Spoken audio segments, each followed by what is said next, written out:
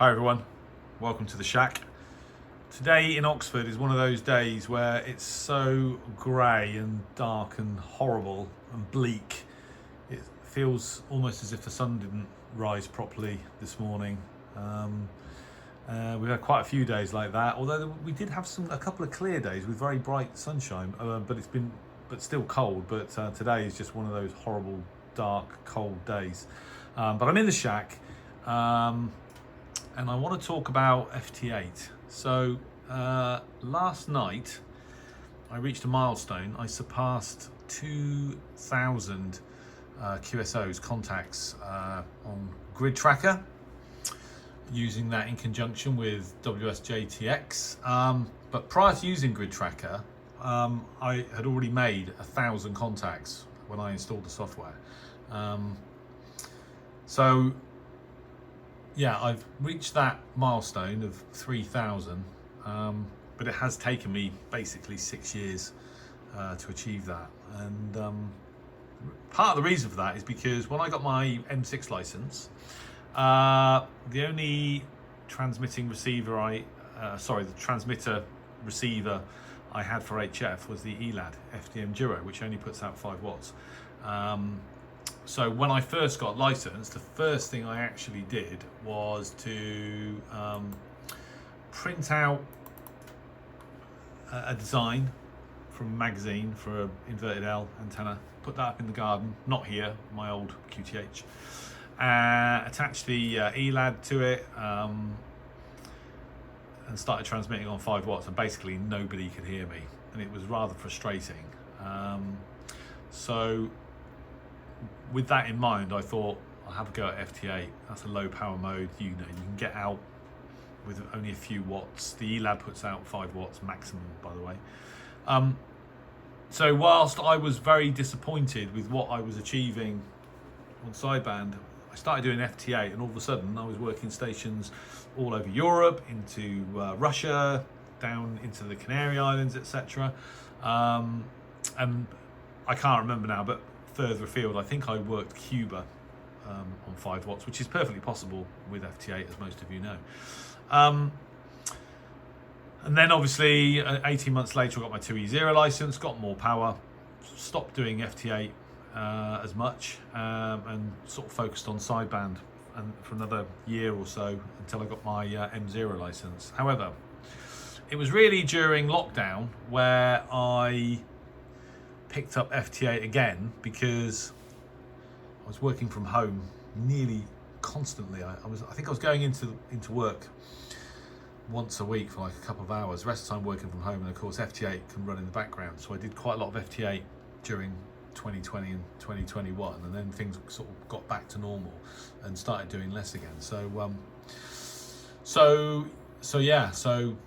roughly 6 years later, I've achieved 3,000 QSOs. I've got a friend at the club, Nigel, G0CQZ, who had surpassed 16,000 contacts on FT8, probably more than a year ago. He's probably in excess of 20,000 now. So 3,000 is kind of small potatoes, but I probably haven't made 3,000 sideband contacts in 6 years. The weird thing is that although I don't do it for long periods of time, and that's part of the reason why it's taken me so long to get to 3,000, when I do it, when I actually do get it going, I quite enjoy it. It's not something that you want to sort of sit and just stare at the computer screen, but you can start it going and make a cup of tea, read your emails, do the hoovering or whatever. It is quite a nice activity to have running in the background. I don't do it in the way that it was originally intended, which was a low power mode anymore. Well, I do actually, but only as an experiment every now and then. I'm sort of embarrassed to say that I sort of quite often throw 200 or 300 watts at FT8 to see where it'll get me, and obviously, it does make a difference. I've never worked any Pacific stations though, but I think that's not down to the power I'm using. That's down to my transmitting antenna. I use the same antenna as for sideband, my NFED wire, which is kind of a bit wideband. SWR's about sort of between 1.5 and 1.8 to 1 on 40 and top, and a bit worse than that on 80 meters. So, but it'll match actually way outside those bands.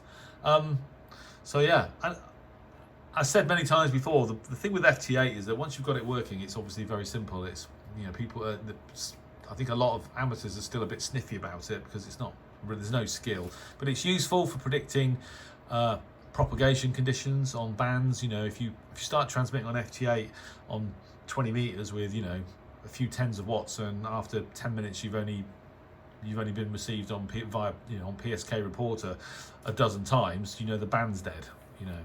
Whereas if you've been received on PSK reporter, you know, several hundred times, then you know band conditions are pretty good. So it's good for that. The skill is in setting it up, is connecting the radio to the computer, getting it talking, piping the audio using you know, virtual audio cables, etc. Once you've done that, that's kind of the hard bit. It's plain sailing after that. But I still love it. If I look at how many people are on FT8 now, it's, you know, it doesn't seem to be in decline. There are just as many stations transmitting and monitoring as there ever were, and you know, with the advantage of throwing quite a few watts at it, you know, your signal can certainly get out there. So yeah. So anyway, there you go. 3,000 QSOs on FT8 in about 6 years.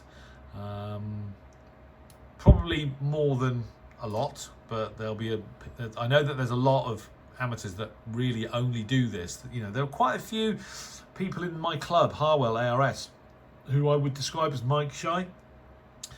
They don't seem to be able to take the leap and join the sked and actually speak to somebody. Those guys, I think they just constantly run FT8. They don't really do anything else. So probably their numbers are a bit bigger than mine, but yeah, it was. It's nice to reach that milestone. I'll carry on doing it on a regular basis, but probably not that often. It's just as I said, it's really when I'm at home and I've got things to do, and I fancy, you know, getting a signal out there. And you can't really do sideband when you're working from home or you've got chores to do, etc. So there you go. Anyway, if you haven't tried it and you've got the kit, I would say go for it. It is quite rewarding, particularly if you are limited to low power. So if you're an M6 or an M7 or even a 2E0, with low power, it can be very rewarding to workstations, DX outside of Europe, for example, which is certainly possible. And as I said, with the ELAD FDM Duo, I worked 1,000 stations with, well, probably a bit less than 5 watts actually.